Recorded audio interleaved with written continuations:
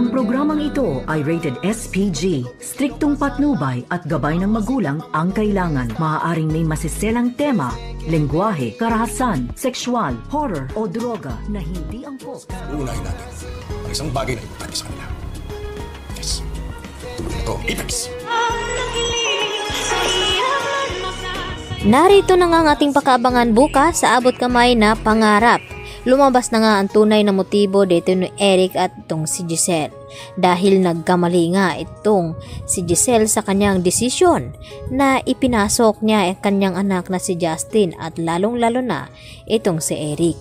Dito naman na pag-usapan nila ni Eric at itong si Justin ang kanilang mga plano tungkol na pababagsakin nga nila itong Apex at kukunin ang lahat dahil yun daw ang mahalagang bagay na narito kay Giselle at sa mga tanyag.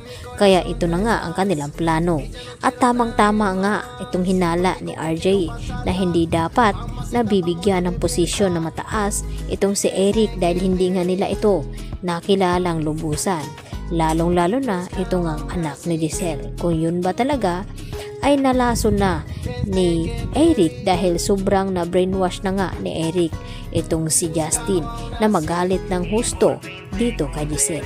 At kahit kailan at kahit anong gawin daw dito ni Giselle ay hindi nga daw mapapatawad ni Justin.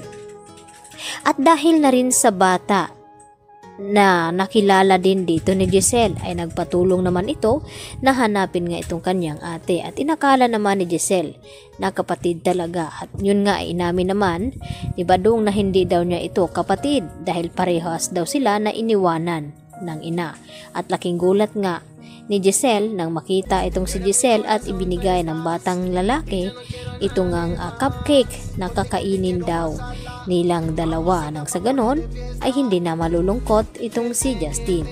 At nagulat si Justin dahil binili pala ito ni Giselle na sinasabi ng batang ito na mama na nga daw nilang dalawa itong si Giselle. Subalit nasaktan si Giselle nang sabihin dito ni Justin na wag daw ipokrita dahil hindi nga daw niya ito matatanggap bilang ina.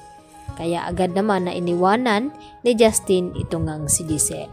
Samantala, hinamo naman ang challenge ni Doc Carlos Benitez itong si Annalyn kung mapapatunayan daw niya sa kanyang sarili na makakaya niya itong ibibigay na task ni Carlos sa kanya. At laking gulat nga dito ni Carlos nang tanggapin dito ni Annalyn ang nasabing challenge dahil hindi daw siya magpapatalo at gustong-gusto ni Annalyn na makuha itong slot at mapatunayan dito kay Doc Carlos na hindi siya kawalan. At dito naman na nakilala ang bagong panauhin na papasok at walang iba kundi ito ngang si Pokwang at may isa pa siyang kasama na kung ano ba daw ang ipapagawa ni Carlos dito nga sa kanila. At dito naman na nalulungkot itong si Lynette dahil hindi na nga daw siya nakakalabas ng bahay at dinalaw naman siya dito ni Aling Susan at ni Diyosa. Dapat daw ay mamasyal ang mga ito nang sa ganon ay maaliw-aliw naman daw itong si Lynette. At ang gusto ni Lynette na ipagpaalam pa ito kay Carlos. At dito naman na sinabi ni Diyosa na bakit kinakailangan pa daw nila ipagpaalam na pwede naman daw umalis itong si Lynette.